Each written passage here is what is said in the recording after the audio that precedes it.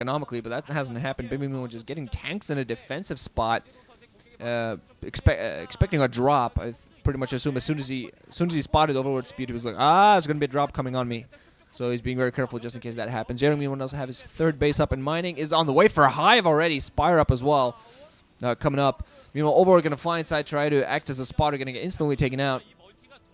But spot that BaBy's playing very defensively, has a lot of tanks. Instead of usually see Terran players go for a lot of vultures and mine and getting a bunch of mines going and defend against drops that way. But instead, BaBy just plants on a bunch of bunkers and siege tanks, which is somewhat different from what I usually see, but still very much a viable strategy. Because anything that the bunkers might not catch, the shelling probably will. So it's pretty good position overall. Hive on the way. Second evolution chamber also on the way. Finally now going to go for those lurkers. Going to take him a little bit to take it down, but I'm wondering whether he's just opening himself up to pick up an expansion. Still don't know. Still has spot exactly how BaBy went and got his second base. I assume he took it out. Going out with race, just as I say that. Picking off, I think, 2 drones, maybe 1. Still not exactly sure how BaBy picked up that extra base of his, but I assume he ripped the Arbiter to pieces with his wraiths, but it's not really something I should be thinking about at this very moment as the wraiths go around and harassing drones. Going to now go to 6 o'clock. Jaedong is always going to run back, going to be able to run with some Hydras in there, but BaBy's still doing a very good job of harassing us to be careful of those. Lurkers have taken down, I think, some eggs without actually taking out the Arbiter. That's interesting. But yes, be very careful of keeping his Hydra alive. There is a Defiler Mound on the way for Jaedong, and one of the reasons, of course, Defilers are your overall awesome, useful forces, but it's very useful against Wraiths as well, because for one thing, they bring their health down to very little, to where you can one-shot kill them, but it also reveals them in case they're cloaked. Overlord's flying around. Well, if you have an Overlord, you don't really need to kill the Arbiter, so hey, might yourself, hey, there's an Arbiter in the air, might as well use that Arbiter. I'm not quite sure if your own forces get cloaked if they're under there. It might be the case. I'm not overall too sure. Engineering base spotting, the Overlord's running around doing spotting. Still, BaBy, I feel, not in the best economic position right now. He's still running on 2 bases, just getting his army up, running around with vultures now. BaBy, a player that can definitely show some very impressive vulture play. Just a guy that has very, very powerful mechanics. I was going to say, well, economics, I suppose. But mechanics overall, not going to be able to get towards that 9 o'clock position because of Hydras. Another evolution chamber on the way for Jaedong, so he's going to upgrade fully. I assume this means he's going to go very heavy on the Hydras, but this is exactly what he wants to do, because BaBy is going to go for mech build. Vultures to support his tanks. No Goliaths in play. Generally, you want a few Goliaths in the mix as well, because they act as good meat shields where vultures get ripped to pieces.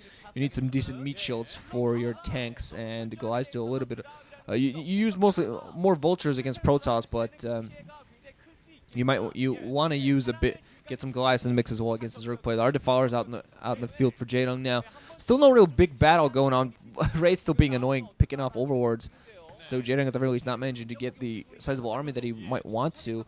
And BaBy picking up the natural expansion on the right of his main, adding even more factories. I think he's running on 5. I think he's putting up his 6th factory now. Trying to get some vultures in there. Always probably has some extra minerals. And talking about minerals, why does the OSL get a screen that tells me the overall mineral amount, gas amount, and psi amounts in the OSL, but not in the MSL? Come on, NBC.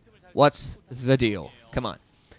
Anyway, scans going off, picking up some lurkers with vultures, running around and picking him off, trying to open himself up a little bit from the middle. Of course, I like this play by BaBy because he's using the vultures to be a lot more maneuverable than turns generally are, because in StarCraft 1, vultures are pretty much the most maneuverable forces that a Terran has. Planting down mines just to try to catch some forces, and also act as spotter just in case some army movement goes up. Jaedong picking up his 5th at the 3 o'clock position. He's going to go in 3, 4 o'clock position. He's going to insane on the macro. Barrett's going to float up and try to spot that. It's going to take some heavy showing as it does so, but probably will be able to fly far enough. I'm not actually sure. There will be more Hydras waiting for it there, so I'm not quite sure if it's going to fly far enough. But I think just seeing the Hydras there going to give him a fairly good idea. He's going to have to rebuild the barracks to get some more factories up. And BaBy just now deciding to push down with a lot of tanks, some Goliaths to support as well. Meanwhile, his back at home getting his inside 12 o'clock, which is a gas expansion, but I believe, actually, yeah, every single base on this map is a gas expansion. So that's why Jaedong running around getting all these bases, but now BaBy's going to get his third going as well. Bunch of overlords now flying out for Jaedong. That gets scanned by BaBy. So it's going to be a drop going right on his natural expo. He spots this, has some mines going out. Dark Swarm going to come on this. We're going to see what the SCVs managed to pull off inside. The SCVs are going to be pulled off. There are tanks being sieged, mines coming in, and vultures coming in very close as well. So he's not going to be overall too effective. There are some Hydras, and the command center doesn't even move. He just floats up. It doesn't even move out of the way just to make sure Final moves out of the way just in case the Hydras manage to hit alongside those lurkers. But I think BaBy's going to have enough. He spotted this in time. He has also this race. There's race might rip those overlords to smithereens in case the overlords don't run away. They're trying to fly away now. But the Wraiths are going to be able to follow, at least pick some of them off. Yeah, wow, look at that. Look at that. A lot of those overlords are going to fall and die and such. Dark Swarm done, gone now. Nothing but lurkers left. They're going to be eventually picked off by those tanks. More reinforcement coming in for Jaedong. He's going to try to catch BaBy napping here. BaBy, because BaBy's been forced to pull. He was going for an aggressive action to the south, but instead he was being forced to pull back a little bit. A lot of mines in this position. This inside 12 o'clock going to be in a lot of danger here. Hydras, Defilers going to come in as well. There are siege tanks in position. A lot of mines. He's all going to see whether Jaedong can manage to get this done. The command center in a very risky position. A lot of siege tanks though. They're going to shell those Hydras to bits. Vultures coming in to act as partial blockers, trying to plant out as many mines as they can. There are a lot of Dark Swarm, but I think BaBy's going to manage to clean this up. There is still something under those Dark Swarms, but I think there's more than enough tanks here. There are some lurkers under those, but I think there's more than enough tanks to clear this up. The lurkers are just not going to be able to do this. BaBy's going to manage to hold this inside 12 o'clock. Science also coming out, and they'll start irradiating. I think he irradiated a lurker there. Might have irradiated a Defiler actually, but I'm not overall too sure. Still, very high econ game because Jaedong now at 5 bases. 5 bases, maybe even 6. I think he's picked up his inside 5 o'clock, or yeah. So that's insane. 1, 2, 3. Might even, yeah, okay. I think it's 6 bases. 1, 2, 3, 4, 5. 1, 2, 3, 4. Yeah, 5, 6 bases. That's insane.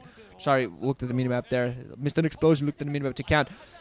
BaBy's gonna go out with a bunch of vultures. Gonna try to do get some harassment done. Try to get some damage done at some position. I'm not quite sure actually if Jaedong has that inside 5 o'clock. It might just be a ball of forces instead that he's got rallied. I'm not quite sure. He's sitting on 5. I think taking a 6 right now is not really something he needs, but he's sitting on 5 gases definitely.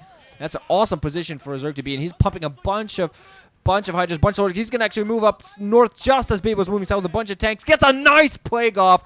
Catches 5 tanks with that Plague. They're going to be extremely vulnerable until that Plague wears off. And then they can get their asses repaired. Still is going to catch some overlords in the mix and actually pick them off. Ultralisk Cavern on the way for Jaedong. He can definitely support this.